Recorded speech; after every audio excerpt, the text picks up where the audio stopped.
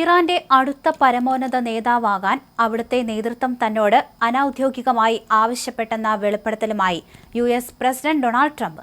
Washington ഡിസിയിൽ നടന്ന ഒരു ചടങ്ങിലായിരുന്നു ട്രംപിന്റെ ഈ വിചിത്രമായ വെളിപ്പെടുത്തൽ ഉണ്ടായത്.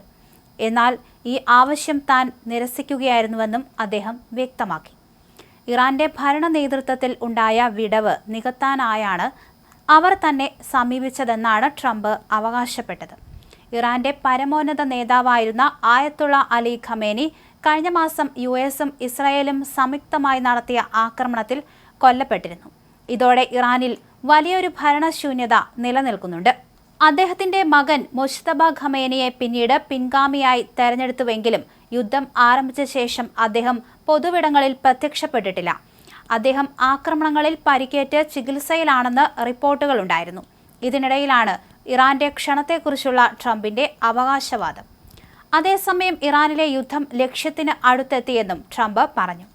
സമാധാന ചർച്ച നടക്കുന്നുവെന്ന് സമ്മതിക്കാൻ ഇറാൻ നേതാക്കൾക്ക് ഭയമാണെന്നും അദ്ദേഹം ചൂണ്ടിക്കാണിച്ചു. ഇറാനുമായി രഹസ്യ ചർച്ചകൾ പുരോഗമിക്കുകയാണെന്നും അവർ വെടിനിർത്തലിന് ആഗ്രഹിക്കുന്നുണ്ടെന്നും ട്രംപ് അവകാശപ്പെട്ടു. എന്നാൽ അമേരിക്കയുമായി യാതൊരു ചർച്ചയും നടക്കുന്നില്ലെന്ന് വ്യക്തമാക്കി ഇറാൻ ഇക്കാര്യം ഔദ്യോഗികമായി നിഷേധിച്ചിട്ടുണ്ട്. ട്രംപ് തന്നോട് തന്നെയാണോ ചർച്ച നടത്തുന്നതെന്ന് ഇറാന്റെ സൈനിക വക്താവ് ഇബ്രാഹിം സോൽഫാഖാരി പരിഹസിച്ചു. അമേരിക്കയുടെ വെടിനിർത്തൽ ഉപാധികൾ ഇറാൻ കഴിഞ്ഞ ദിവസം തള്ളിയിരുന്നു. വെടിനിർത്തലിനുള്ള ട്രംപിന്റെ 15 ഉപാധികൾ തള്ളി യുദ്ധം അവസാനിപ്പിക്കുന്നതിന് ഇറാൻ 5 നിബന്ധനകളാണ് മുന്നോട്ട് വെച്ചത്. ഹോർമൂസിലെ ഇറാന്റെ പരമാധികാരം അംഗീകരിക്കണം. ആക്രമണങ്ങൾ ഉടൻ തന്നെ അവസാനിപ്പിക്കണം. വീണ്ടും യുദ്ധം തുടങ്ങില്ലെന്ന് ഉറപ്പു നൽകണം. യുദ്ധത്തെ തുടർന്നുണ്ടായ നഷ്ടങ്ങൾക്ക് കൃത്യമായ നഷ്ടപരിഹാരം നൽകണം. ഇറാനിൽ വീണ്ടും യുദ്ധം തുടങ്ങില്ല എന്നത് ഉറപ്പാക്കാൻ സംവിധാനങ്ങൾ ഏർപ്പെടുത്തുക എന്നിവയാണ് ഇറാൻ മുന്നോട്ട് വച്ച നിബന്ധനകൾ. ഇറാൻ യു.എസിന് ഹോർമൂസുമായി ബന്ധപ്പെട്ട വളരെ വലിയ ഒരു സമ്മാനം നൽകിയെന്ന് ട്രംപ് പറഞ്ഞിരുന്നു. ഇന്നലെ അവർ വളരെ മികച്ച ഒരു കാര്യം ചെയ്തു. അവർ ഞങ്ങൾക്കൊരു സമ്മാനം നൽകി. ആ സമ്മാനം ഇന്നാണ് ലഭിച്ചത്.